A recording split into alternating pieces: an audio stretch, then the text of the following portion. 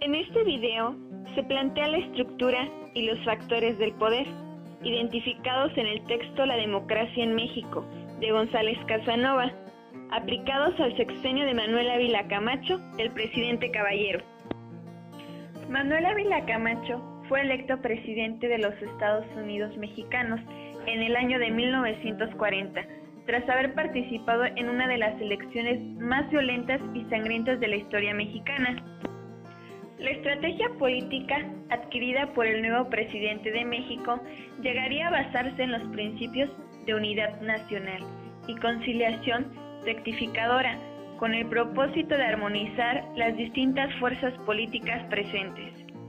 Este anhelo se reflejó al integrar su gabinete con representantes de las distintas tendencias políticas.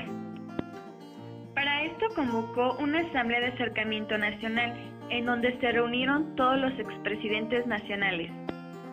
Ávila Camacho consideraba la participación activa del ejército en la política como una amenaza considerable para la armonía de las Fuerzas Armadas, que a su vez impedía la disciplina de estas. Dicho sector ahora debía ser controlado. Es por eso que realizó la supresión del sector militar, efectuado mediante un decreto presidencial promulgado en enero de 1941.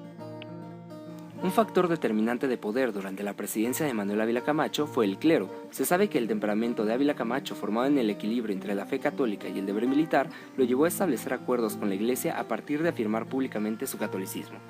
Fue en esta época de Ávila Camacho, quien cabe mencionar sería el primer presidente revolucionario que se declara católico, la Iglesia fue recuperando su influencia en la educación y en el propio gobierno. Grupos numerosos de católicos se organizaron en partidos y movimientos con ideologías conservadoras e incluso fascistas. Posteriormente, fue aumentando la actividad política del clero y de los grupos confesionales, quienes realizaron peregrinaciones, manifestaciones y actos públicos cada vez con mayor frecuencia.